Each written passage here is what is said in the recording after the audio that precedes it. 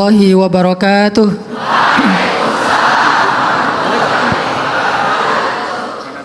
Asyhadu an la ilaha illallah wahdahu la syarikalah wa asyhadu anna Muhammadan abduhu wa rasuluhu la nabiyya ba'dah.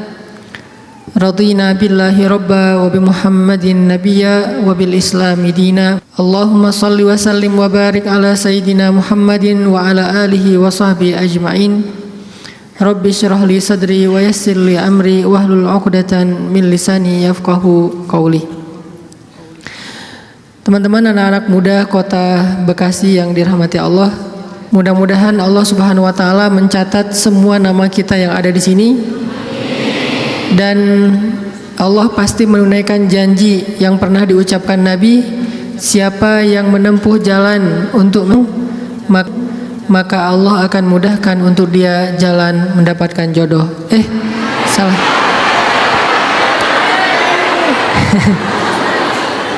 Kan jodoh mah salah satu surga ya, surga dunia. Jadi yang belum dapat jodoh hidupnya mudah-mudahan Allah Subhanahu wa taala mencatat setiap langkah kaki kita itu dilipat gandakan ribuan bahkan jutaan kali lipat. Teman-teman yang dirahmati Allah Subhanahu wa taala, hari ini kita bahas tentang bab cinta. Atau mau ganti tema? Saya agak malas ya bahas itu pagi-pagi di depan teman-teman yang masih single, kasihan. Udah dibully. Apa sarapan hari ini? Bulian. Itu sarapan sehari-hari teman-teman yang jovisa. Teman-teman yang dirahmati Allah, bicara tentang cinta, ada satu hal yang perlu kita coba sadari betul dan kita bangun di dalam diri kita, bahwa cinta itu adalah anugerah dari langit. Cinta itu adalah anugerah dari langit. Bahwa cinta itu adalah pemberian dari Allah Subhanahu wa taala.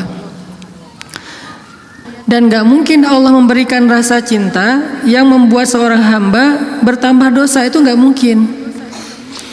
Yang menambah dosa, yang menambah kejauhan kita dari Allah Subhanahu wa taala pasti bukan cinta. Jadi kalau ada rasa yang buat kita gak khusyuk dalam sholat, pasti bukan cinta.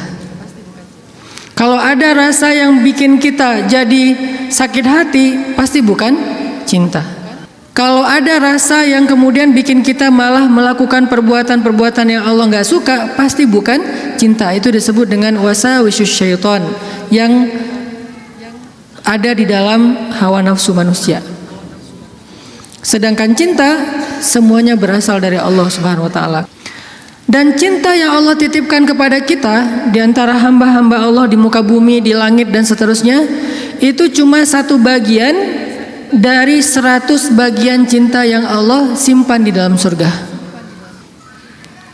Jadi satu bagian itulah yang kemudian kita lihat dari seorang ibu kepada anak, dari seorang ayah kepada putranya, dari seorang anak kepada orang tuanya, dari seorang pasangan kepada pasangannya, suami istri, istri kepada. Satu bagian yang kemudian dibagi di antara hamba-hamba Allah yang sangat banyak, miliaran bahkan tidak terhitung. Cuman satu bagian. Satu bagian itu kita udah bisa ngelihat pengorbanan seorang suami yang luar biasa. Kayak misalnya teman-teman yang nge-follow Rumah Teduh Sabadiin, ada seorang anak ngerawat ibunya di detik-detik terakhir sebelum ibunya wafat. Dia bacain Yasin, dibacain Al-Quran, dia pijat-pijat ibunya, dia belai ibunya, dia penuhi semua hak ibunya. Dan ini adalah gambaran hanya partikel kecil dari satu bagian cinta yang Allah turunkan ke muka bumi. Ini hal yang perlu kita sadari dulu teman-teman, bahwa cinta itu asalnya dari langit. Kalau kita butuh cinta dari siapapun, cinta dari orang soleh, cinta dari ulama, cinta dari orang tua, cinta dari pasangan, cinta dari calon pasangan, cinta dari mantan yang pengen balikan, cinta dari mana aja lah. Carinya tuh bukan di bumi, carinya di langit. Makin rendah sujud kita, makin kita menggetarkan arasy di langit. Tapi kalau kita cari cinta dengan cara sering-sering posting, itu juga diedit semalaman, kita nggak bakalan dapat cinta. Kita dapatnya apa? Was-wasah, bukan cinta. Terus nggak boleh posting, Ustaz? Boleh, dan saya juga sering posting. Cuman bukan gitu cara mencari cinta. Apalagi diedit habis-habisan, pakai apa aplikasi berganti-ganti. Ini kurang apa bright lah, apa kurang charming. Akhirnya diedit. Justru yang muncul dari itu adalah kekecewaan. Makanya kalau kita mencari cinta itu adalah dengan sujud, dengan doa, dengan takarrub kepada Allah Subhanahu wa taala, mendekatkan diri pada Allah. Sehingga kalau kita udah cinta dari Allah Subhanahu wa taala, maka Allah akan mendatangkan sekian banyak orang untuk mencintai kita. Ada yang dengan status pasangan, ada yang dengan status orang tua, ada yang dengan status teman, ada yang dengan status apapun, bahkan kadang nggak dikenal, tapi dia mencintai kita karena Allah Subhanahu wa taala. Dan itulah cinta yang berlimpah. Kebayang nggak di antara banyak makhluk, kira-kira gimana yang 99 bagian yang Allah simpan di dalam surga, dan itu diberikan hanya kepada segelintir hamba Allah yang masuk ke dalam surga doang. Kan banyak yang nggak dibangkitkan ya, hewan, tumbuhan, mereka tidak dibangkitkan kecuali beberapa jenis hewan dan tumbuhan yang disebutkan di Al-Quran. Tapi pada umumnya hewan tidak mengalami hari berbangkit. Jadi tidak ada hewan yang mendapatkan 7 golongan hewan yang dapat naungan di padang mahsyar, nggak ada itu. Yang ada manusia. Kalau hewan ngikut manusia, kalau dia berjasa dalam dakwah manusia dia terlibat. Tapi pada umumnya hewan dan tumbuhan itu tidak dibangkitkan. Padahal jumlahnya miliaran. Itu adalah satu cinta dibagi rata. Gimana 9 cinta dibagi kepada sedikit hamba Allah Subhanahu wa taala. Makanya Allah mengatakan di dalam surga itu la khaufun 'alaihim wa la hum yahzanun. Di surga itu tidak ada rasa takut, tidak ada rasa kecewa. Nggak ada lagi di surga itu adegan live group, itu udah nggak ada. Di surga itu nggak ada grup yang nge-live kita, kan lebih sakit ya, di live sama grup. Kalau kita nge-live grup masih mending. Kalau grup yang nge-live kita, gimana caranya? Tiba-tiba grup sepi, nggak ada broadcast, nggak ada chat. Ternyata mereka bikin grup baru, kita doang yang nggak di-invite. Itu di akhirat udah nggak ada. Di surga live group, di live sama grup. Di surga itu udah nggak ada bulian. Kenapa nggak ada bulian? Karena udah nggak ada jomblo. Selama masih ada jomblo, semangat nih kalau udah babnya kayak gini. Saya bukan mau menzolimi teman-teman gara-gara sering ngebully jomblo. Enggak, saya nggak ngebully, saya cuma empati doang. Kasihan sih. Kasihan boleh ya. Sebagian doang, yang lain insya Allah gue mah kasih aja Ustadz sebagai single villa gitu ya, nggak masalah. Cuman ada sebagian yang mungkin masih berat menjadi seorang yang single, apalagi baru aja kemarin diputusinnya dengan bahasa yang nggak enak lah gitu. Kita adik kakak aja ya, kan nggak enak tuh. Tahu nggak teman-teman, ada cara mutusin yang lebih kejam dari itu. Kan yang biasa tuh kita temenan aja ya gitu ya, atau kita adik kakak aja. Ada nggak orang yang diputusin sama pasangannya, dibilang kamu tuh jadi ibu saya aja ya, kamu tuh seperti ibu buat saya? Ada. Dalam bahasa fikih disebut dengan zihar. Dalam bahasa saya disebut dengan diputusin dengan cara paling kejam. Di mana ayat zihar? Nanti coba teman-teman kita baca satu ayat aja di dalam surat Al-Mujadilah. Teman-teman bisa buka mushaf Al-Quran. Kita coba buka surat Al-Mujadilah, surat 58. Surat Al-Mujadilah ayat 1. Ini salah satu ayat diputusin di dalam Al-Quran. Dan diputusinnya dengan cara yang paling kejam menurut Al-Quran. Saking kejamnya Allah kasih semacam punishment buat yang mutusin dengan cara harus berpuasa selama 2 bulan berturut-turut. Jadi kan kamu dan saya jadi anak sama ibu ya, berarti dia harus berpuasa 2 bulan berturut-turut. Kenapa? Kejam banget. Dan Khawlah bintu Sa'labah yang disebutkan di dalam ayat ini pernah digituin sama suaminya. Dulu ketika dia masih muda, suaminya meminang dia, menikahinya. Setelah Khawlah menjadi tua, suaminya kemudian jadi marah-marah kepada Khawlah dan mengatakan, pokoknya buat saya kamu itu seperti ibu. Ini bahasa zihar kalau dalam bahasa fikih, atau diputusin kalau dalam bahasa kita. Diputusin oleh suami sendiri dengan kata-kata, kamu itu seperti ibu buat saya. Akhirnya Khawlah bintu Sa'labah sedih banget. Khawlah sedih luar biasa. Tapi dia penasaran, maksud kata-kata suami saya apa? Maksudnya saya udah haram buat dia selama-lamanya atau itu tidak berlaku? Akhirnya Khawlah datang kepada Rasul. Ya Rasulullah, dia japri Rasul. Dia bilang, ya Rasul, saya diginiin sama suami saya. Kata suami saya bahwa dia buat saya itu, saya seperti ibu bagi dia, di capture. Apakah ini berarti saya sudah haram buat suami saya ya Rasul? Kata Nabi, ya wahai Khawlah, sudah haram. Akhirnya Khawlah sedih banget. Cuman Khawlah kalau sedih gak mau pakai emotikon nangis kepada orang lain.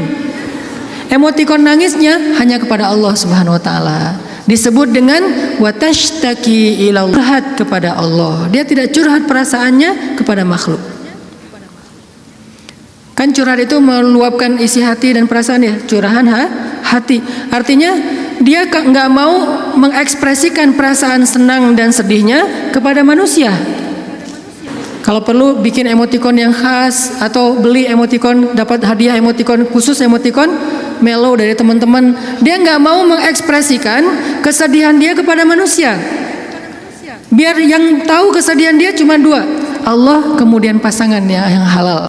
Orang lain nggak tahu kalau dia sedih. Orang lain nggak tahu kalau dia sedang dalam keadaan terbeban. Nggak ada yang tahu. Sampai ibunya aja nggak tahu.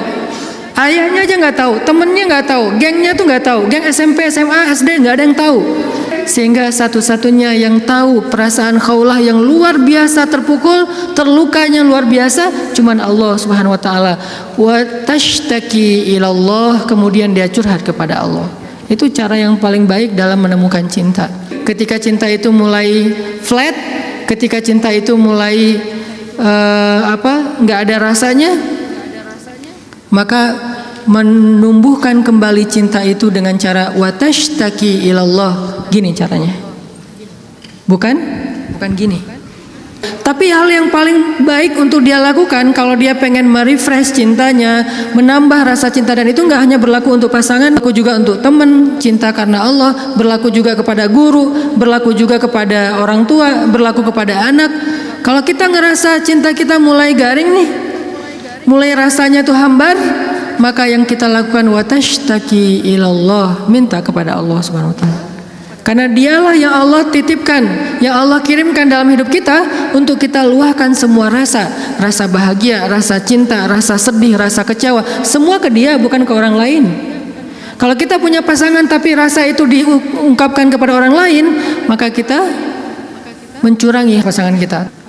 Kita punya pasangan tapi curhatnya ke orang, jadilah TTM ya. Ini berarti kita curang, nggak fair sama pasangan kita. Toh kita juga nggak mau digituin oleh pasangan kita kan?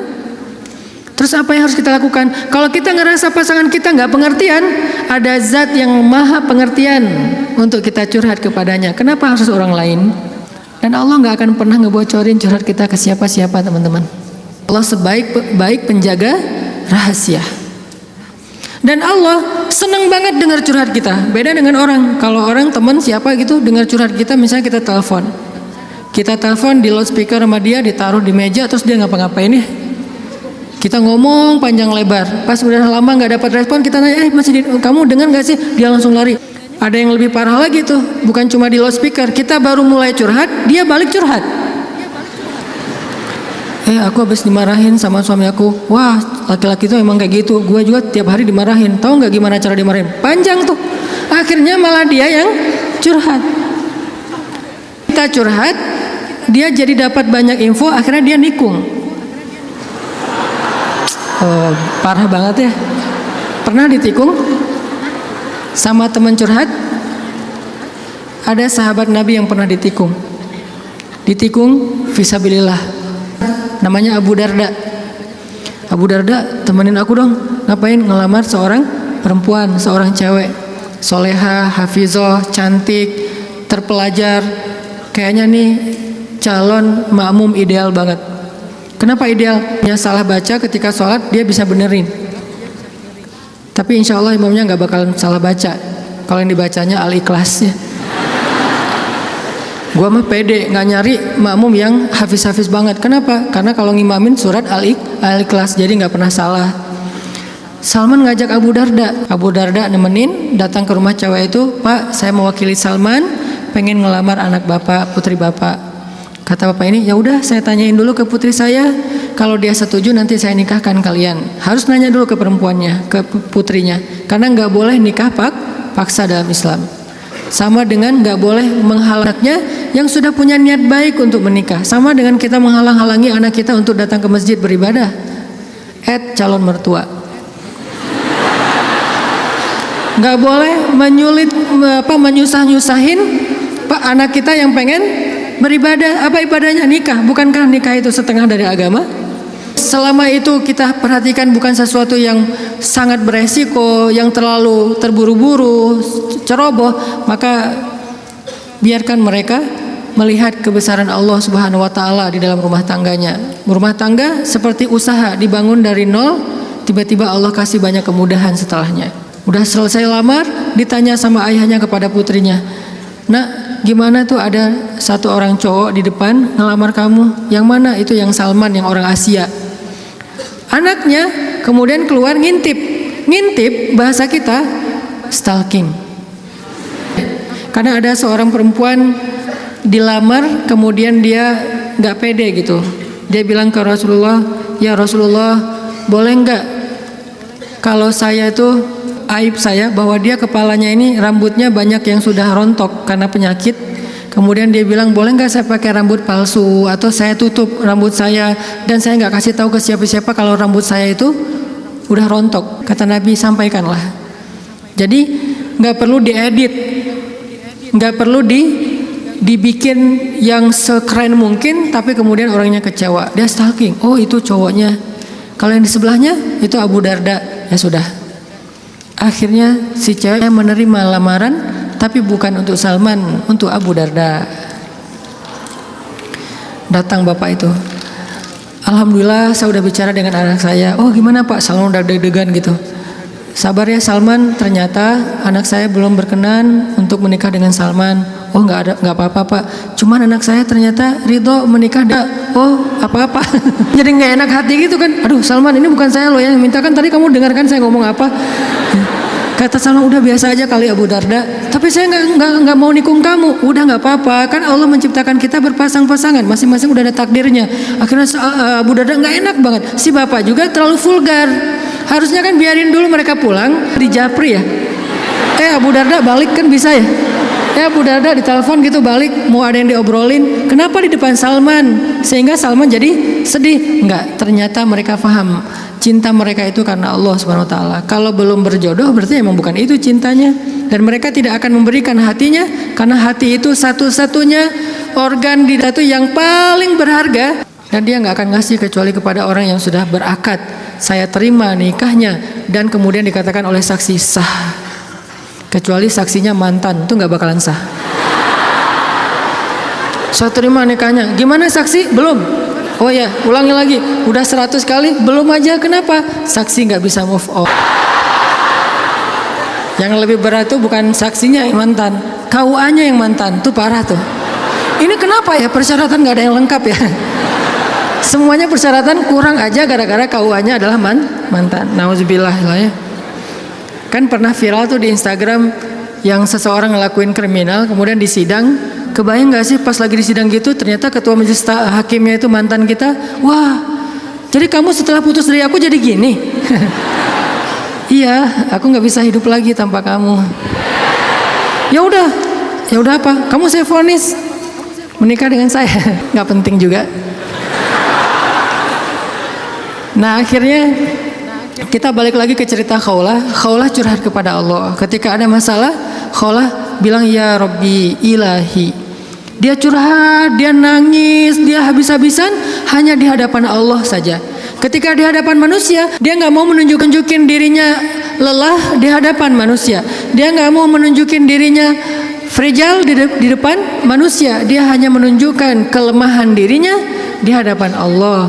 Allah, ilahi, saya fakir sedangkan engkau maha kaya. Saya lemah sedangkan engkau maha perkasa. Saya bodoh sedangkan engkau maha bijaksana. Saya bingung sedangkan engkau maha tahu segala-galanya. Kita tunjukkan semua kelemahan kita, curhatnya kepada Allah, jangan kepada makhluk. Dan Allah senang banget dengar curhat hambanya. Apa nama Allah yang maha mendengar?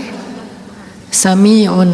Allah itu nggak pernah lelah mendengar curhat, doa, dan semua isi hati hamba-hambanya ketika mereka berbicara kepada Allah. Ya Allah, ya Allah. Setiap hari kita berdoa kepada Allah dengan doa yang sama, Allah nggak pernah bosan. Makanya Allah As-Sami', yang maha mendengar. Makin panjang curhat kita, Allah makin sayang sama kita. Beda kan sama orang, makin panjang curhat kita, makin ditandain besok-besok kalau kita telepon nggak akan diangkat lagi. Pura-pura sibuk lah. Terus kalau kita WA, japri gitu nggak dibaca-baca, pura-pura tadi tinggalan handphonenya apa segala macam. Karena gitu kita mau curhat, bukannya Allah mendengar doang, malah Allah mendatangi kita. Wa idza salaka ibadi anni, kalau hambaku bertanya kepadamu, di mana Allah? Saya pengen curhat. Wa idza salaka ibadi anni fa inni qarib, aku dekat. Artinya ketika kita pengen curhat, Allah mendatangi kita. Kadang-kadang kita nggak pengen curhat aja, Allah mendatangi kita karena pengen dicurhatin. Kan baik banget Allah tuh. Padahal kan yang butuh kita ke Allah, bukan Allah butuh kita. Tapi karena saking pemurahnya Allah, dari arasnya turun ke langit dunia. Setelah turun ke langit dunia, Allah bertanya, hal min dhi hajah, ada enggak hamba-hambaku yang butuh pertolongan? Allah manggil-manggil kita tuh di langit dunia tuh. Allah manggil-manggil kita, kita tidur. Ilfil enggak Allah? Besok datang lagi. Hal min dhi hajah, ada enggak hamba-hambaku yang butuh pertolongan? Masih tidur. Ilfil? Enggak, besok datang lagi. Dan itu berlaku dari sejak Allah menciptakan manusia sampai hari kiamat. Enggak pernah Allah ilfil sama kita. Inilah tempat curhat yang paling baik. Hanya ada dua, satu kepada Allah, kedua kepada pasangan. Kalau tidak ada pasangan, bolehlah sesekali kepada orang tua. Tapi kadang-kadang harus dibatasi juga. Karena ada hal-hal yang kalau kita sampaikan kepada orang tua, pasangan kita nggak ridho. Ketika kita ngomongin ke ibu kita, mungkin pasangan kita menjadi malu karenanya. Masalah nafkah mungkin. Kan itu harga diri suami banget ya. Kalau seorang istri kemudian curhat ke ibunya, ya AA ngasihnya kurang terus setiap bulan. Kan dia jadi malu nih. Ada hal-hal yang suaminya akan malu dan gak rela. Terus kepada siapa yang insya Allah suami kita gak malu? Kepada Allah. Ya Allah, suami saya ngasih nafkah kurang terus udah berapa bulan. Saya sih berharap gak usah banyak-banyak ya Allah, 30 juta aja sebulan. Ini masih kurang 29 juta, kurang sejuta curhat ya. Karena suami kita juga curhatnya ke Allah. Ya Allah, saya pengen nambahin nafkah buat istri saya. Ya Allah, ya Allah, ya Allah. Dua-duanya curhat nih. Kalau perlu curhatnya sambil pegangan tangan, kan seru tuh. Coba kalau masih sendiri, pegangan tangan siapa? Gini-gini. Mana ya tangan? Loh, sholat tahajud berdua sama sendiri. Kalau sendiri, yang banguninnya alarm, nggak enak banget tuh. Ring, apa sih berisik? Tapi kalau udah berpasangan, yang banguninnya suara lembut. Kang, bangun. Akhirnya makin tidur. Ini tapi bukan fikih ya. Ini iseng-isengan saya doang nanya ke istri saya. Yang kalau kita sholat tuh boleh nggak sih gandengan? Istri saya nanya, gandengan gimana? Jadi kita tengah malam tuh nanya kayak gituan. Gandengan gimana? Gini, jadi kita takbir terus boleh nggak sih kayak gitu? Nanya ya. Tapi kalau deketan boleh kan? Boleh. Ya udah deketan lagi dong. Lagi bisa nggak ngomong kayak gitu ke teman kos-kosan? Deket lagi dong. Bahaya. Makanya teman-teman curhat sama Allah SWT. Analogi dan contoh kasusnya mungkin masalah cinta dengan pasangan ya. Tapi moral of the story-nya itu bisa kita pakai dalam apa aja. Karena kita punya masalah bukan cuma dengan pasangan, bukan cuma dengan teman, tapi kita punya masalah dalam pekerjaan, dalam apa aja. Pokoknya mau curhat ke langit. Karena Allah selalu menunggu kita curhat. yang di seluruh bumi juga makhluk-makhluk Allah selain jin dan manusia setiap hari berdoa kepada Allah. Masa kita nggak mau berdoa? Kulla yaumin huwa fi sya'n wa la ya'uduhu hifdzuhuma. Curhat sama Allah. Akhirnya Khawlah udah selesai datang ke Nabi. Kalau bahasa kita kayak ngejapri ke Nabi gitu. Nabi bilang, kamu sama suami kamu sudah haram selama-lamanya, karena zihar itu adalah tradisi Arab jahiliyah. Kamu buat saya seperti ibu. Itu tradisi Arab jahiliyah yang nggak baik banget, sangat-sangat tidak adil kepada perempuan.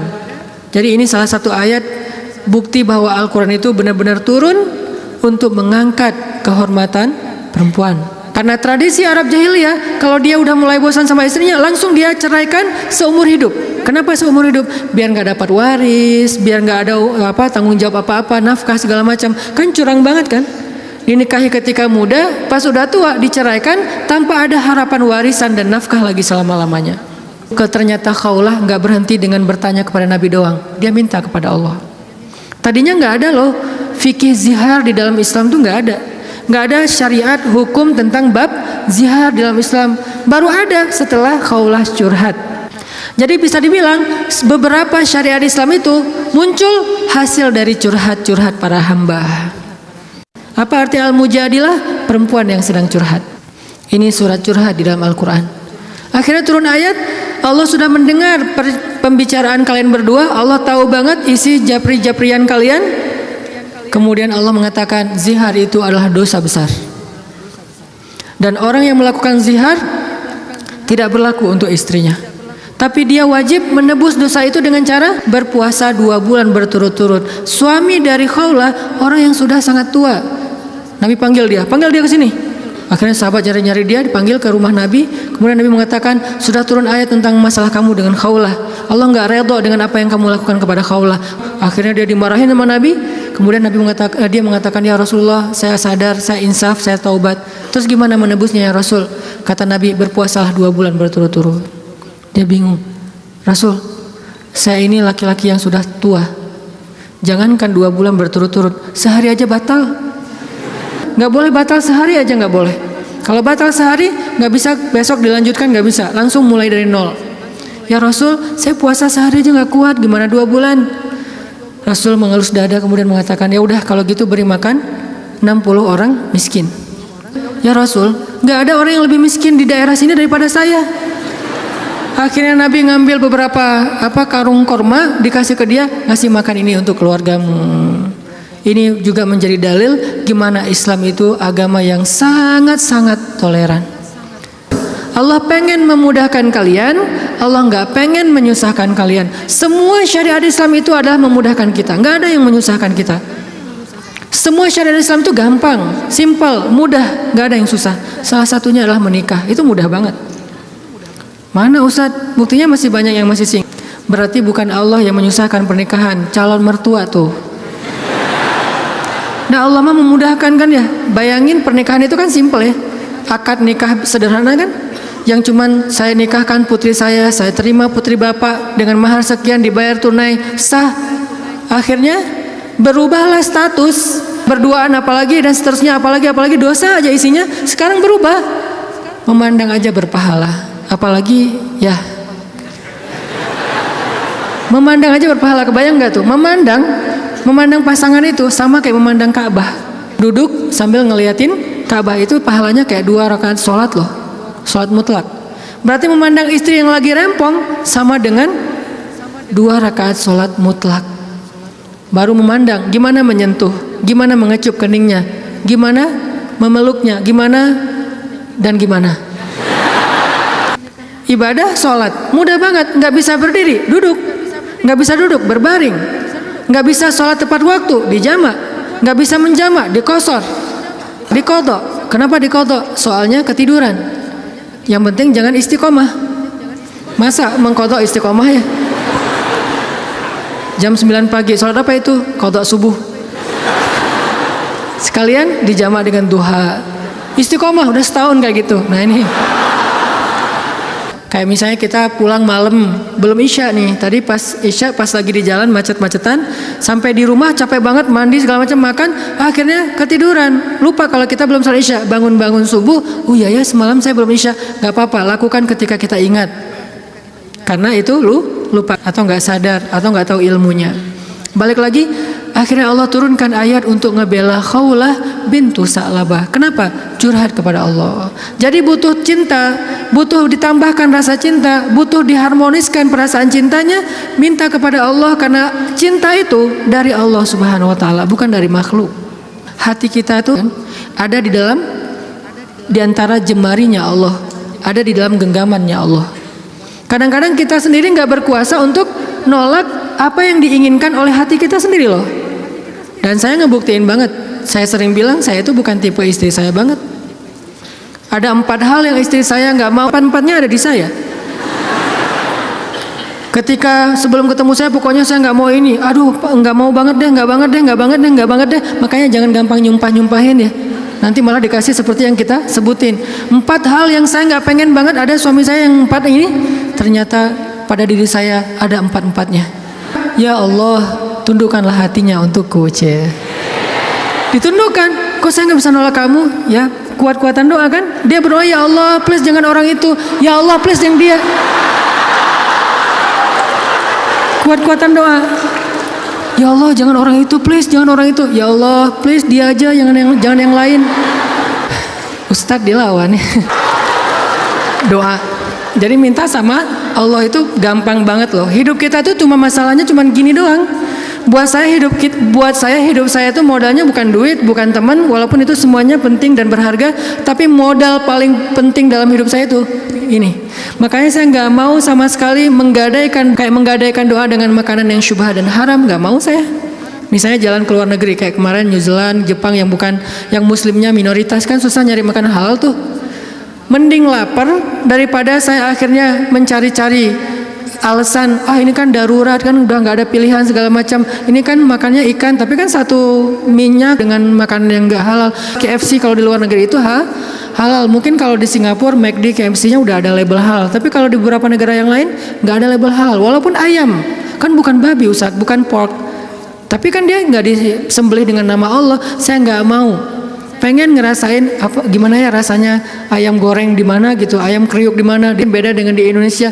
Tapi kan itu bahayanya bukan masalah hal haram, menggadaikan doa kita. Begitu kita makan, kenyangnya cuma sebentar, nanti juga udah lapar lagi, tapi doa kita ditolak 40 hari 40 malam. Gimana kalau pas lagi di luar negeri, terus kita ada masalah di imigrasi, pas di bandara, kita berdoa, gimana cara Allah akan mengabulkan? Kenapa? Modal kita dalam hidup tuh doa banget tuh. Saya ngerasa banget banyak keajaiban dalam hidup gara-gara berdoa. Bukan berarti saya udah soleh ya, bukan. Allah yang maha baik.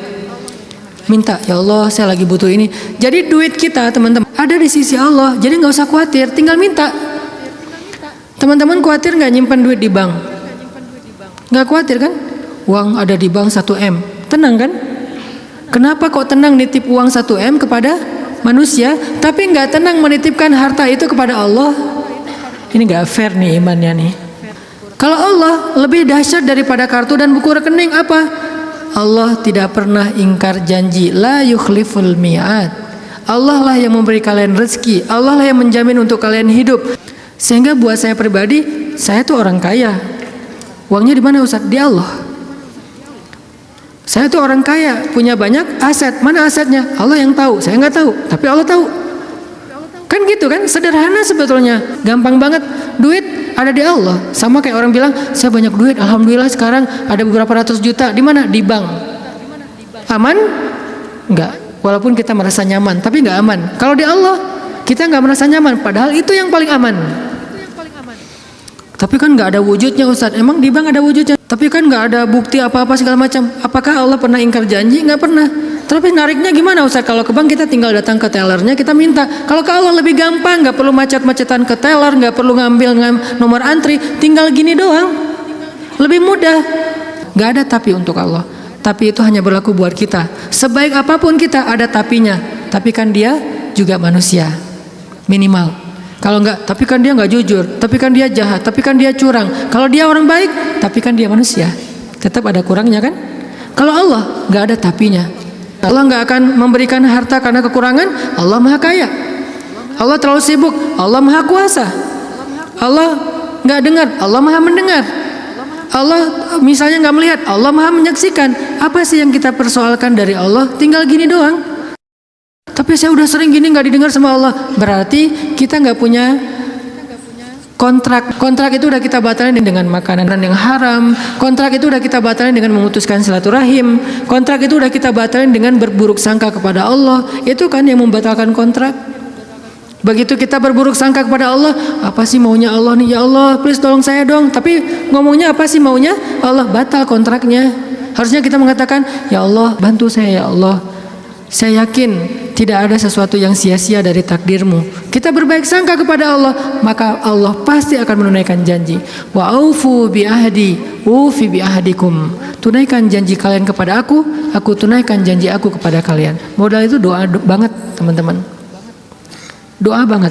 Cinta, mau dapat sahabat, mau dapat pasangan, mau dapat kasih sayang orang tua, mau dapat doa dari orang-orang soleh, mau dapat rezeki yang berkah, mau dapat terutama cinta dari Allah. Caranya adalah menengadahlah ke langit, bukan ke bumi. Sujudlah di bumi, lalu memintalah ke langit. Maka Allah Subhanahu Wa Taala akan melimpahi kita dengan rasa. Tinggal kita yakin aja sama Allah. Masalah yakin inilah yang membuat kita kadang-kadang jadi harus menunggu keajaiban dari Allah, tergantung tingkat keraguan. Makin besar ragu kita, makin lama kita menunggu datangnya pertolongan Allah. Makin kuat keyakinan kita, makin cepat datangnya pertolongan Allah. Orangnya soleh banget, imannya pasti kuat tuh, tapi dia belum ditolong aja sama Allah. Nah, berarti kita belum paham cara Allah menolong kita. Allah nolong kita itu dengan dua cara, teman-teman. Pertama, pertolongan UGD. Apa yang dilakukan Allah? Allah akan menolong hati kita terlebih dahulu. Bukan masalah kita diangkat, hatinya yang dikuatkan. Itu pertolongan Allah. Tapi diuji oleh Allah dengan sakit, dengan kemiskinan. Kok Allah nggak mendengar doa dia? Nggak, Allah mendengar doa dia.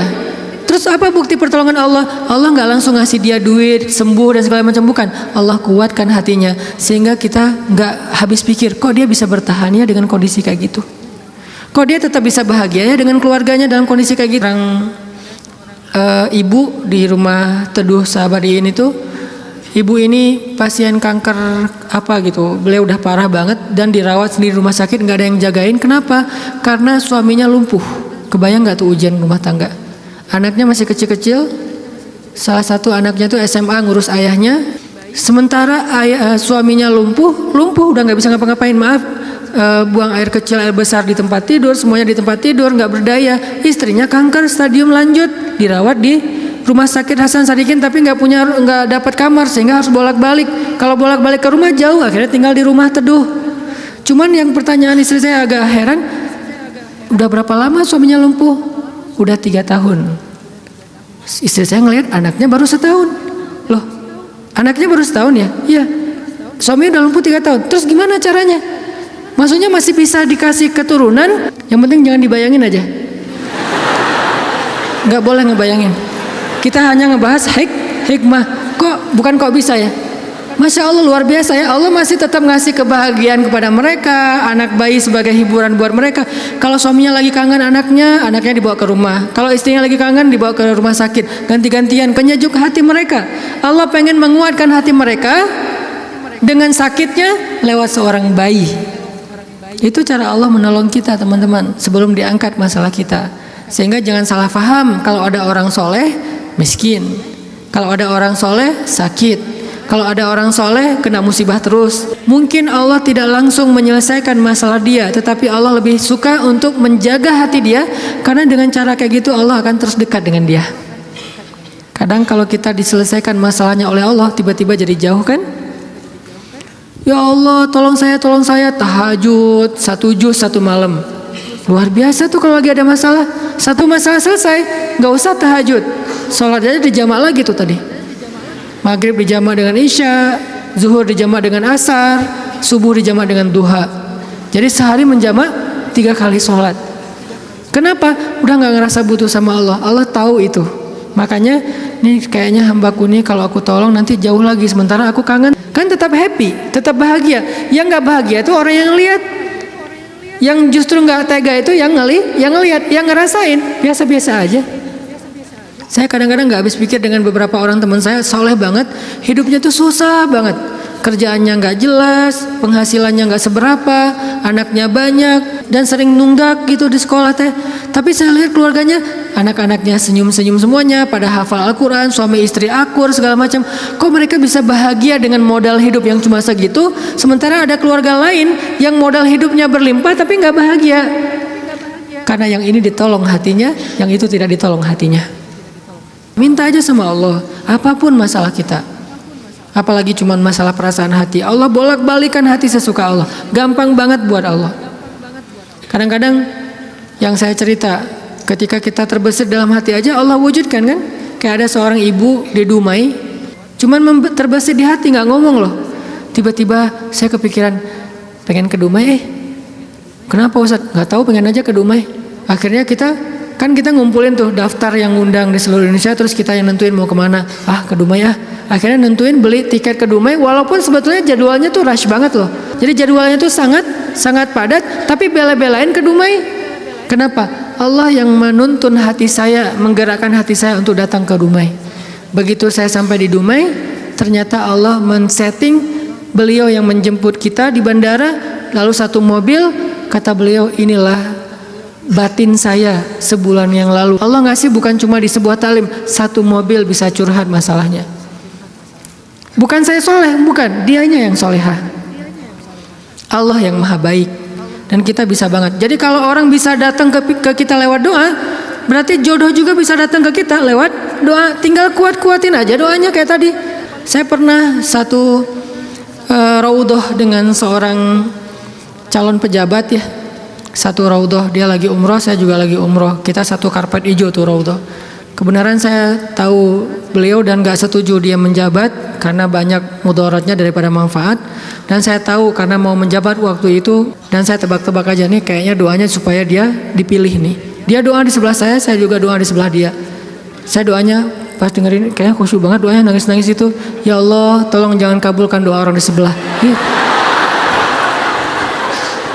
Karena mudaratnya lebih banyak, saya nggak rela banget dia yang berkuasa karena bahaya banget. Jelas doa itu yang paling luar biasa. Sama kayak kita menjalani hidup, ada masalah dikit tinggal gini kan. Sama kayak kita ada asuransi, ada masalah dikit tinggal klaim. Cuman ngeklaim asuransi kan lama nih. Kita harus bayar 200.000 dulu, kita harus ada prosesnya dulu. Kalau ke Allah, kenapa kita ngeluh? Kok lama banget ya Allah, kok lama banget? Enggak. Kalau kita yakin akad kita dengan Allah di sini, makin kuat di sini, makin cepat Allah menolong kita, dan itu ajaib banget. Saya nolak kalau misalnya Allah mau mendatangkan sesuatu dalam hidup saya, gimana pun ditolak tetap akan datang, tetap akan ketemu. Alam yajidka yatiman fa'awa wa wajadaka dhallan fahada wa wajadaka ailan fa'aghna. Itu yang jadi modal kita. Bukankah dulu kita pernah ngalamin masa-masa sendiri, kemudian Allah beri kita keluarga, masa-masa ketika kita bingung Allah beri kita petunjuk. Fa ammal yatima fala taqhar wa ammas sa'ila fala tanhar wa amma bi ni'mati rabbika fahaddis. Apa maksud wa amma bi ni'mati rabbika fahaddis? Nikmat Tuhanmu itu dibicarakan. Maksudnya apa? Untuk membuat kita makin yakin sama Allah. Ya, dulu kan Allah pernah nolong kita. Dulu kita pernah lapar, Allah yang beri kita makan. Dulu kita pernah bingung di sebuah kota mau kemana, Allah kasih kita tempat tinggal. Dulu kita pernah bingung sendiri, Allah kesepian sendiri, Allah kasih kita keluarga. Itu yang dibahas untuk tajdidul iman, memperkuat iman kita kepada Allah Subhanahu wa taala. Jadi kesimpulannya teman-teman, bahwa kita butuh apa aja mintalah sama Allah, termasuk cinta. Jangan begging kepada manusia, karena itu akan menjatuhkan harga diri kita. Kalau mau begging, mengemislah kepada Allah Subhanahu wa taala. Makin kita mengemis kepada Allah, makin Allah angkat derajat kita. Makin mengemis makin mulia. Kalau ke manusia makin mengemis makin hina. Mudah-mudahan ini menjadi booster buat kita, bukan hanya dalam masalah pernikahan, tapi juga dalam semua masalah hidup kita. Dan la tahzan, innallaha ma'ana. Gak usah khawatir, jangan sedih, jangan putus asa. Allah itu selalu bersama kita. Kenapa kita tidak mengandalkan ini dalam hidup kita? Wassalamualaikum warahmatullahi wabarakatuh.